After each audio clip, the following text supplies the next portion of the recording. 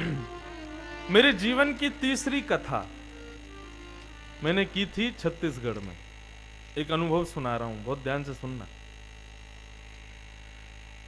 तो जब मैंने पहली कथा द्वारिका में की थी 2015 में, मेरी सबसे पहली कथा हुई, तब हमारे श्री रमन रेती वाले महाराज जी वे जब आशीष देने के लिए आए तो आशीष देकर के उन्होंने मुझको एक वस्तु प्रदान की आशीर्वाद के रूप में। मैंने कहा महाराज जी क्या क्या भेंट दे रहे हैं? हमने कहा महाराज जी आपसे भेंट तो लेंगे नहीं। बोले भेंट नहीं दे रहा हूं, जीवन पर्यंत इस व्यासपीठ पर बैठे रहोगे। व्यास को सबसे ज्यादा आवश्यकता श्रोताओं की होती है, तो एक श्रोता दे के जा रहा हूं। जब मैंने वो भेंट खोली तो उसमें श्री हनुमान जी महाराज थे। बोले कि तुमको जीवन पर्यंत इस व्यासपीठ पर तुम्हारी कथा चाहे कोई सुने नहीं सुने, कोई सो जाए, कोई उबासी लेवे, कोई कुछ करे, कोई कुछ करे, किसी से मतलब नहीं, लेकिन एक तक होकर के तुम्हारी कथा श्रवण करने वाले तुमको एक श्रोता दे के जा रहा हूं। प्रभु चरित्र सुनवे को रसिया श्री हनुमंत लाल। तब से आज तक श्री हनुमान जी मेरे संग विराजते हैं, सन्मुख ही बैठते हैं, पूरी कथा श्रवण करते हैं। तो जब मेरी कथा एक बार श्री छत्तीसगढ़ में थी, तो छत्तीसगढ़ का नियम है कि पहले दिन जब शोभा यात्रा वहां होती है, वहां लोग कथा सुनने नहीं आते, शोभा यात्रा करके कलश रख के चले जाते हैं, बस कथा फिर अगले दिन ही प्रारंभ होती है। मुझे ये पता नहीं था, तो मैंने वहां शोभा यात्रा आई, सारे कलश रखवा के हमने कहा ठीक है भैया अब 3 बजे फिर मिलेंगे। तो 2-4 माताएं तो ऐसे देखने लगी मेरी ओर, लेकिन मुझे तो पता ही नहीं था कि यहाँ ऐसा नियम है कि यहाँ कथा में आते नहीं लोग। और वो तो सब चले गए। 3 बजे जब कथा का समय हुआ, हमारे सारे गंधर्व जन आ गए, सारे ब्राह्मण जन आ गए, सब लोग आकर के बैठ गए। और कम से कम महाराज 30-35 हजार लोगों के बैठने का पंडाल, और उसमें कुकर घूम रहे थे, एक भी आदमी नहीं था। जैसे 3 बजे तो मैं मंच पर पहुंचा। अब पहली तीसरी कथा थी मेरी जीवन की, तो एक रहता है भाव भाई सुनने वाले लोग सामने बैठे तभी सुनाया जाए। मंच पे जब गया तो एक भी व्यक्ति दिखाई नहीं दिया, और एक भी व्यक्ति नहीं दिखा तो मैं तो हो गया। मैंने कहा कथा कैसे करें हम? तो मैं लौट करके वापस अपने कमरे में चला गया और यजमान परिवार को कहा कि भाई जब थोड़े बात लोग हो जाएं, 50-60 लोग ही आ जाएं, 100 लोग हो जाएं तो मुझे बुला लेना। बगल में ही कमरा था, कमरे में गया। अब जाके बैठे तो हमने क्या, तब मैं माताजी पिताजी दोनों को प्रणाम करके ही मंच पे आता हूँ।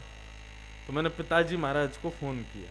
पिताजी ने समय देखा, 3:30 बज रहे हैं, इसको मंच पे होना चाहिए, फोन कर रहा है।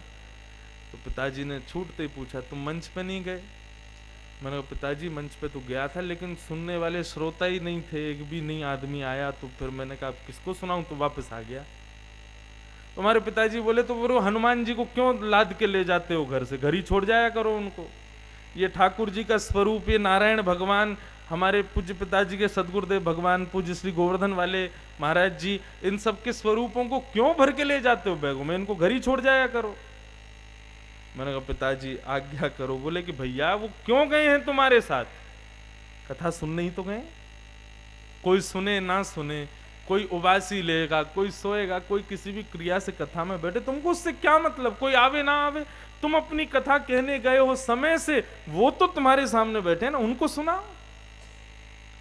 तब से हमारे सबसे प्रिय और सबसे प्रथम श्रोता श्री हनुमान जी।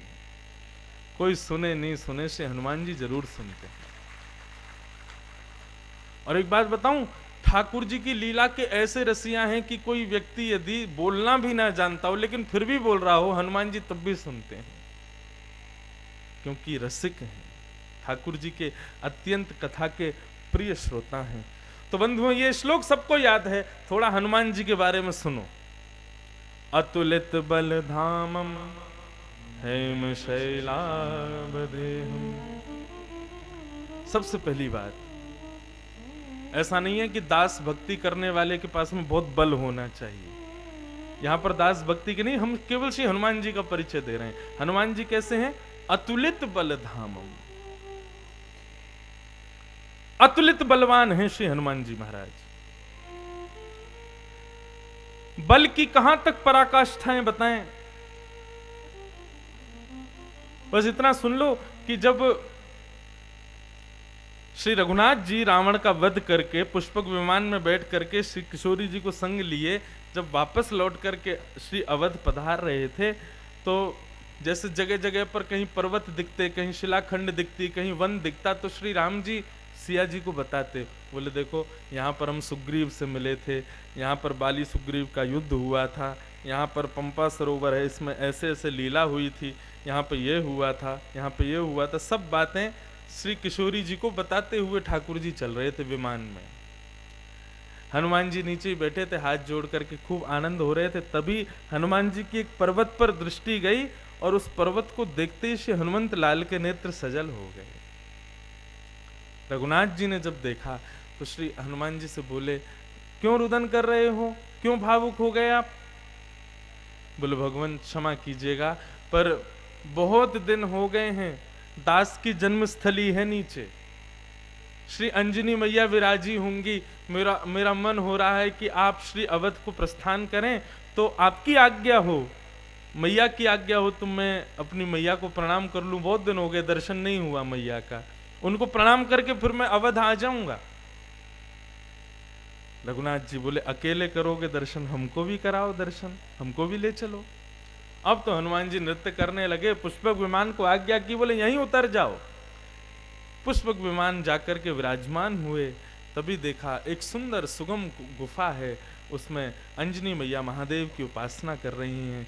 तभी बाहर जब देखती हैं तो सुंदर स्वर्ण जटित पुष्पक विमान में श्री रघुनाथ जी, श्री किशोरी जी और लखन भैया और साथ में श्री हनुमंत लाल। दर्शन करते ही श्री महादेव को प्रणाम किया, आज हमारी तपस्या का फल प्राप्त हुआ है। ऐसे युगल सरकार का दर्शन और ऐसे पुत्र की वजह से हुआ है।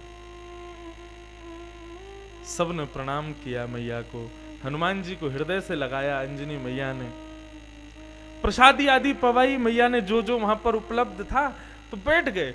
बैठ करके फिर ऐसी सामान्य चर्चा चलने लगी। तो हनुमान जी महाराज तो बड़े आनंद में भर करके वो मैया को बता रहे थे, मैया वहां पे ऐसा हुआ, इंद्रजीत के साथ में ऐसे युद्ध हुआ, लखन भैया को शक्ति लग गई थी, मैं गया जाके पर्वत ऐसे लेकर के आया, आकर के वहां विराजमान किया, और ऐसा हुआ वैसा हुआ। ये सब बातें हनुमान जी बता रहे थे।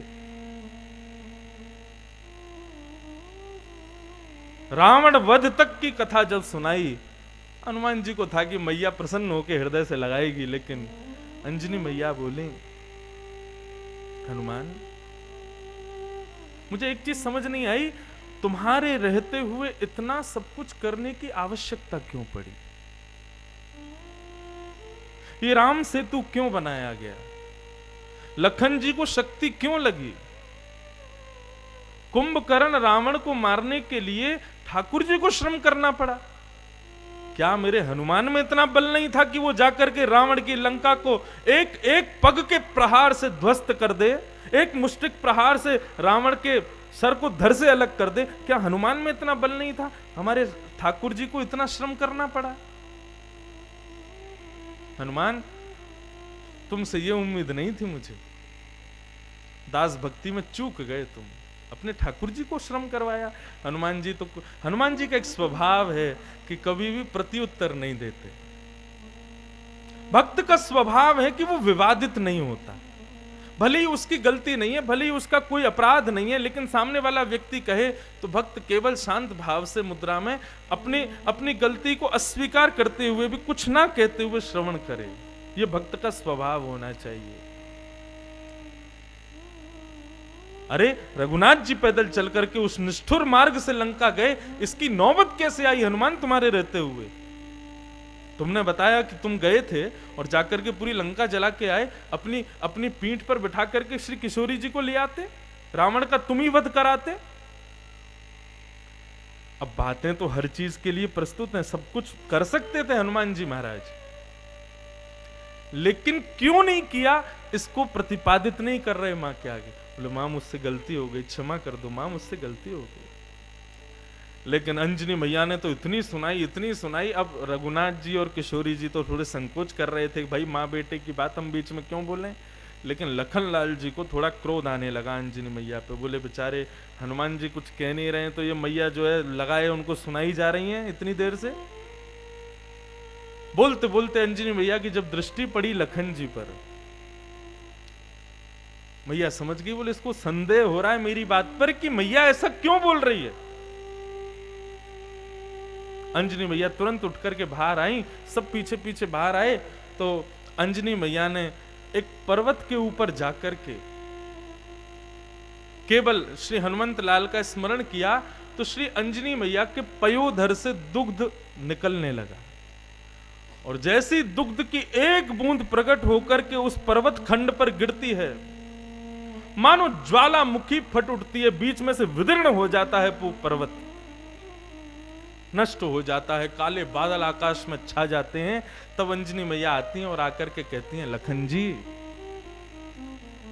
ये तपस्विनी अंजनी का दूध है, इसको धारण करना सामान्य बालक की बात नहीं है।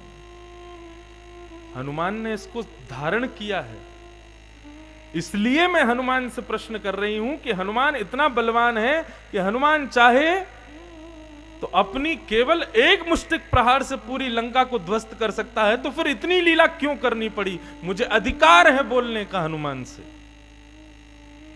क्योंकि हनुमान के बल को मैं जानती हूं। तो बाद में फिर रघुनाथ जी ने प्रणाम किया, मैया मैया शांत हो जाओ, मैया क्रोध शांत करो, ये सब हमने इसलिए किया, ये नहीं होता, लीला कैसे संपूर्ण होती। वो लीला के लिए हनुमान जी को हमारी आज्ञा थी कि आप कुछ मत करें। हम जानते हैं वो सर्वशक्तिशाली है, लेकिन बलवान मैया पता है कौन होता है? जो अपने बल के प्रदर्शन से ही सारी क्रियाएं करता हो वो बलवान नहीं, जो अपने स्वामी के दासत्व में रह करके भी अपने बल को वशीकृत करके रखता हो मैया, वो बलवान है। जो बात बात पर अपने बल का प्रदर्शन कर दे वो बलवान थोड़ी होता है मां। हनुमान जी का बल इसलिए रक्षक है क्योंकि हनुमान जी ने उस बल को भी एक स्वामी के दासत्व में रखा है। बल रक्षा के लिए होता है, लेकिन बल में यदि दया नहीं हो तो बल राजा रावण में भी है, लेकिन रावण का बल कैसा है? दयायुक्त नहीं है, उसका कोई स्वामी नहीं है, स्वयं रावण ही स्वामी है अपने बल का। इसलिए रावण के बल ने रावण का भक्षण किया। ये अतुलित बल धामम जो शब्द आया, इस बात पर इसलिए प्रकाश डाला जा रहा है, बलवान तो हैं श्री हनुमान जी, लेकिन ऐसे बलवान नहीं है कि अपने बल को ही सब जगह प्रदर्शित करते रहते हैं या बल के ही भाव से सब जगह अपने आप को प्रसारित करते रहते हैं। अपने बल को भी अपने स्वामी के दासत्व में रखते हैं। मतलब भक्त का गुण कैसा होना चाहिए? उसके पास में जो भी बल हो, धन का बल हो, तन का बल हो, बौद्धिक बल हो, शारीरिक बल हो, कोई भी बल हो, लेकिन दास का स्वभाव है कि अपने स्वामी के स्वामित्व में रह करके, उनके दासत्व में रह करके अपने बल को बात बात पर प्रदर्शित ना करे। यह दास भक्ति का एक लक्षण है।